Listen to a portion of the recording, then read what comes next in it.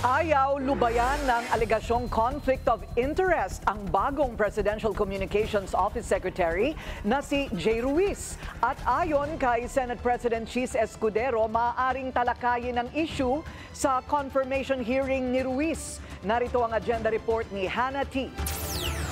Posibleng harapin ni Presidential Communications Office Chief Jay Ruiz ang masusing pagbusisi ng Commission on Appointments o CA dahil sa umano'y hindi agarang pag-divest sa kanyang private business interests bago tanggapin ang kanyang posisyon.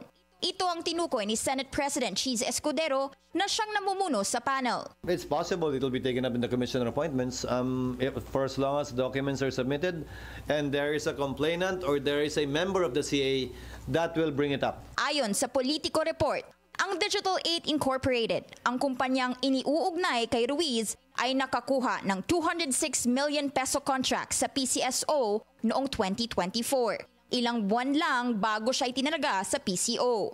Isa sa mga kontrata ang pag-broadcast ng Lotto Draws sa IBC 13, isang ahensyang nasa ilalim ng PCO. Si Ruiz daw ay co-founder ng Digital 8, kasama si Ana Puod, ang dating general manager ng PTV. Pero pinabulaanan agad ito ng kanyang kampo. Una nang sinabi ng PCO na hindi incorporator o shareholder si Ruiz sa Digital 8. Siya lamang daw ang naging kinatawan ng kumpanya sa joint venture agreement. Any conflict of interest ng isang taong galing sa pribadong sektor pagpasok sa pamahalaan ay dapat bitiwan niya at mag-divest siya para hindi manatili yung conflict of interest na yun. I think the PCO, I think before he was appointed, he should have been vetted already. And I think these should have been done before his appointment.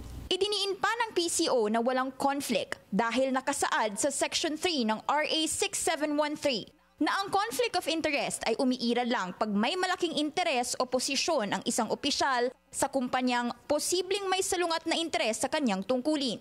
Enero pa rin daw nang nagbitiw si Ruiz sa Digital 8. Para sa agenda, Hannah T. Bilyonaryo News Channel.